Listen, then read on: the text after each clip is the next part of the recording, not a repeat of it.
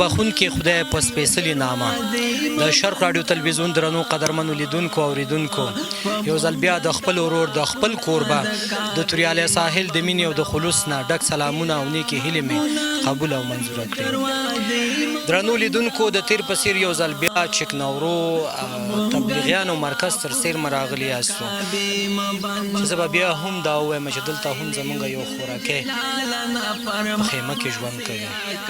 زموږ ورور چې که زه تاسو ته ووایم چې دا معیوب دی معلول دی زه به غلط نه وایم. دغه ورور د ژوند شپې او ورځې دلته په دې خیمه کې څنګه تېروي. تر څنګ یې د روژې مبارکه میاشت ده. د ورور نه غواړم چې وپوښتمه چې ماښامۍ روژه ماتې د دوی څنګه وي، پیشلمۍ څنګه وي، ژوند په دوی څنګه تېرېږي. ستړی مه شې دا ستړی مه شې ښه جوړ راته ژوندی اوسې. نوم دی سید جمال پاچا. سید جمال پاچا. پاچا صاحب ښې جوړې ښې تګړی خوشحاله اوسې. څه کار څه روزګار دی نن سبا شپې ورځ؟ بس دغه کار روزګار دی. ګوره کاټو کې به 2 روپۍ ګټه نه چې پاتې شي راته. شکر دی یارو دوست راکړي راته څوک مې پېژني.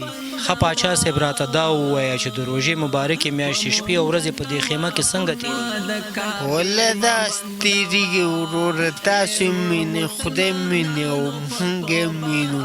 که څوک راسره کومک وکړي دا کاټو کې 2 روپۍ دي چې نه دي زکاتو میاشت ده خیراتو میاشت ده. درنو لیدونکو دغه خوراکی تاسې ګورئ چې زما تر څنګ ولاړه ده چې دغه خوراکی په دې خیمه کې د روژې مبارکې میاشتې شپې ورځې څنګه تېروي. ستړی مه شي خورجان. ژوندی اوسې ورونه خوشحاله اوسې تاسو ستړي مه شئ. خوشحاله اوسې. خورجانې راته ووایي چې د روژې مبارکې میاشتې شپې ورځې او بیا داسې په دې خیمه کې څنګه تېرېږي؟ ورونه دغه ژمی م یخني وسوځي اوړی م ګرمي وسوځي بس د الله هیلې ته پراته یي. که چا را سره کومک کړی خوړلي دي، که چا را سره کومک نه یي کړی بس قرار د الله هیلې ته ناست یو. بېګا مونږ پیشنمی په چای باندې نیو کړی دی او ماښامي کې هېڅ شی هم نه و. دغه همسایهګانو مونږ ته ټینډۍ ورالېږلي هماغه مو خوړل او مونږ سره څوک کومک امداد دغه ورور مې صرافي نابل پروسه کال یې چاته دا موبایل کارټونه وخرڅولي همدغه تاسو خلکو را سره کومک کړی. هغه هم تن چا وتښتل. اوس صرافۍ نه کرداره دی غریب. هغه سړی مونږ ته همدا ټلیفونونه دلته 3-4 وارته ورپسې راغی. مونږ وس نه اخر مې ورته ویل مې وروره خو دې باندې کوم بل سړی ظالم شي ښه که پیدا شو خو کردار خو چا نه دی وژلی در به یې کړو درته. بس لاړو بیا نه دی راغلی راته. خو مونږ دغه ورونو نه دغه غواړو چې مونږ دغه قرض خلاص شي او دغه مونږ لږ په خېټه او لږ په تن بچیان مې دا اوس هم لاړ دي غریبانان جومات کې ناست دي. اوس به یې که راغلل غواړه واړه جینکیانې دي او خپل هم مریض یم تکلیف لرم. اوس هم دلته تاسو برنامه کول زه کېناستلم ټوله راپېږم. خورجانې راته ووایي جومات کې څه کوي دغه ماشومان؟ ماشومان مې لاړ دي خیرات ټولې چې شی کوي. تاسې خپله څه کوئ؟ چېرته څه وظیفه چېرته د چا د کور کار څه کوئ نه کوئ؟ نه مخکې خو مې دغه بوټان رنګول او بس بیا تاسو داسې یو خیري بنسټ راته دغه وکړو چې دا مه رنګوه موږ ورسره میاشت په میاشت کومک کوو. بس خیر دې وي چې هغوی را سره کومک کولو. خو دغه کرنټین چې شروع شوی دی بس د الله هیلې ته ناست یو نشته چې شی کور کې او که چا را سره کومک کړی خپل هم دغه ګوټ پېژني هر سړی په برنامه کې هغه کوي دغه کور دی بس که چا راوړي راته وایم کور آباد بچی لوی که چا راته چا سره خو زور نه دی. خو شپه ورځ هم الله ته معلومات دی د کونډو یتیمانو دیال نه دی الله خدای ښه انسان وساتي. ټول مسلمانان د خدای د یتیمانو د ورځې نه وساتي او چې موږ ته الله دې اجر راکړي.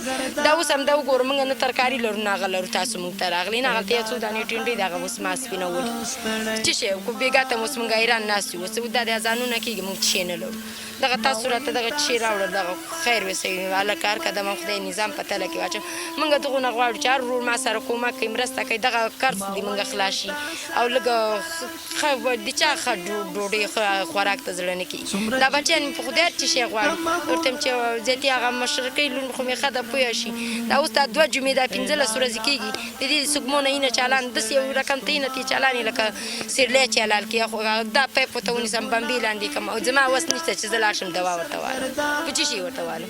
مننه خور جانې. د شرق راډیو تلویزیون درنو قدرمنو لیدونکو اوریدونکو بیا هم د ایچ ایچ آر ډي هیلپینګ هینډ مؤسسې نه مننه کوم چې دغه کورنۍ ته هم تاسې ګورئ چې یو غټ بوجۍ اوړه، لوبیا، وریجې، غوړي او خرما، مالګه او بوره چې دې ته مو هم همدغسې یو پیکج تیار کړی لکه نورو کورنیو ته مو چې تیار کړی و.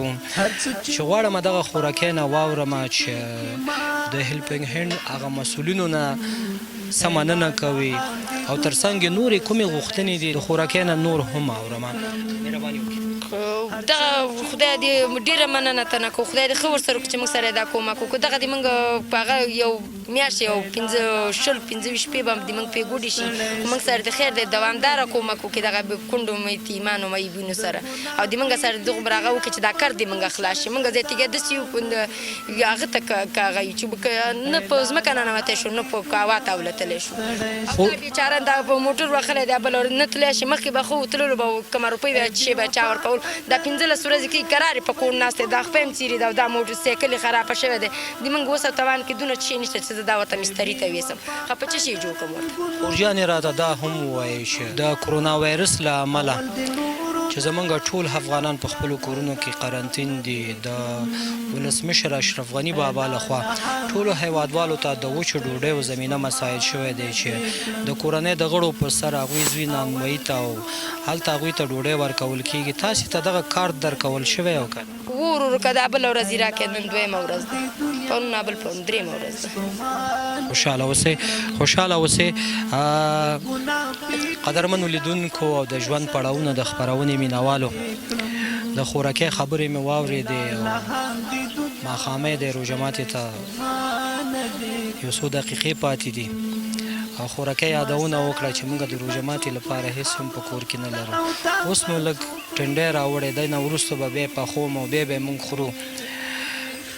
روژه دی، دوی هم نه په تکلیف او غواړو چې دوی خپل هغه کار وکړي تر څو ځان ته یو څه تیار کړي. درنو لیدونکو دا وه زموږ د نن ورځې خپرونه چې تاسو ته مو په چکنورو تبلیغیانو مسجد تر سیرمه چمتو کړه. تر بلې خپرونې چې بیا هم زه توریالی ساحل او ما سره د کمرې په برخه کې ساحل شاداب بیا د یو داسې دردولې کورنۍ سره د یو داسې ناچاره کورنۍ سره ستاسې په درانه چوپړ کې حاضرېږو. تاسې په لوی او بخښونکي خدای سپارم د تلپاتې سوکاله او باثباته افغانستان په هیله. ښه روژه ماتې. الله مو